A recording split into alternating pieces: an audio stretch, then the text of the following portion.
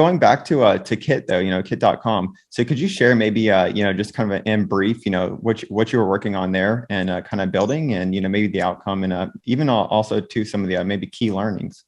Sure. I think I would say one, definitely a lot of what happened at Kit informed how I thought about Whatnot. The genesis of Kit, I actually wasn't the one who got it started. My friend kind of brought me on as like a late ad as a co-founder. And the thesis behind Kit was the best way to discover products is through people you know and you trust. And we were trying to build a platform really around product recommendations for individuals. Ended up working on it for a few years. And, we got pretty high user numbers, but we never really figured out all the pieces, business model, and kind of broke through.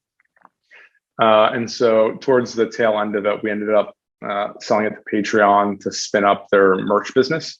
And so the Patreon merch business was spun out of Kit.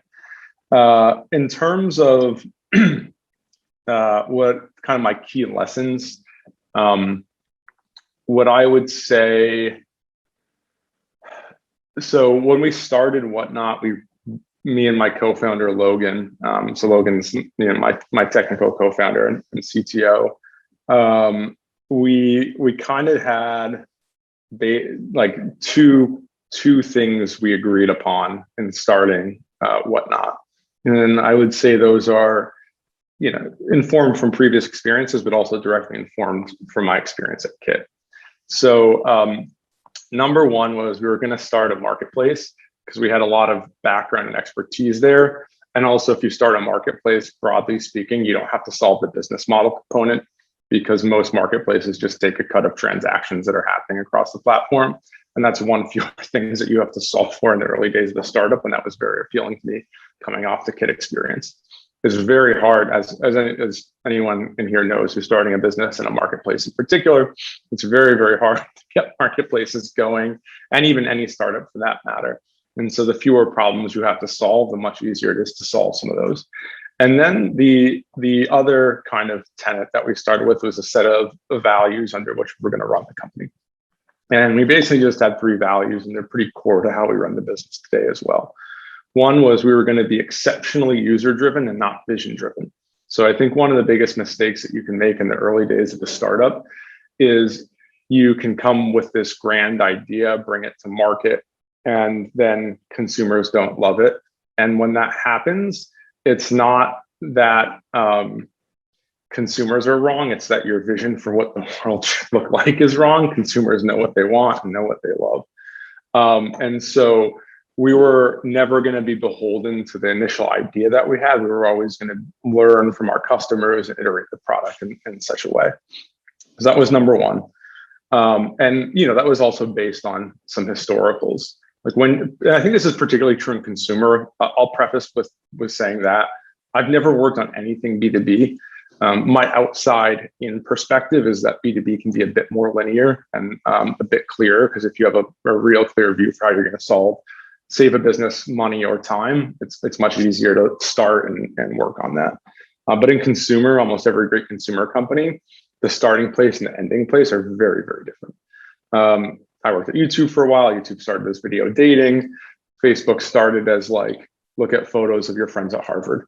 And so you see the iterations of those. Twitch was filming Justin Kan live 24 hours a day, turned into Justin TV, turned into Twitch. So that was number one. Number two was we were going to move exceptionally fast. Most software, the risk is low, and what you can accomplish can be done in a very short period of time. We built the first set of applications for Whatnot in 2 weeks. We built our live shopping functionality in 6 weeks. And by trying to, I think the key thing there is certainly for software businesses, and I'll restrict this to software, because I think there's some exceptions with hardware and things that just have more upfront costs. You don't get that much incremental impact by delivering perfection. You want good, not great. and you want to deliver that good very, very fast, so you can do as many iterations per period of time as possible. And then the second thing is, we were going to take big swings and do the most impactful things.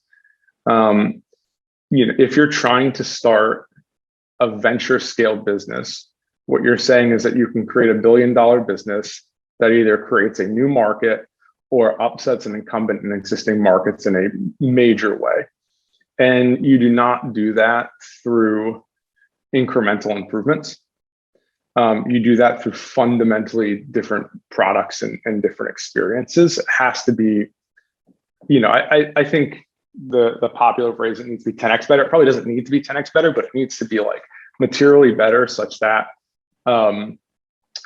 you're going to get a huge number of people switching. And I think the failure case that you can find yourself in is you think that if you do 20 incremental things, those will add up to a much bigger thing, and they typically don't. And so you need like one or two big value props you're going to hang the whole thing on, and you want to figure those out. So that was, those were the key kind of values that we built Whatnot from, and they were directly related to learnings from Kit. And we hold those two today, and I would say our success is largely built upon those three principles.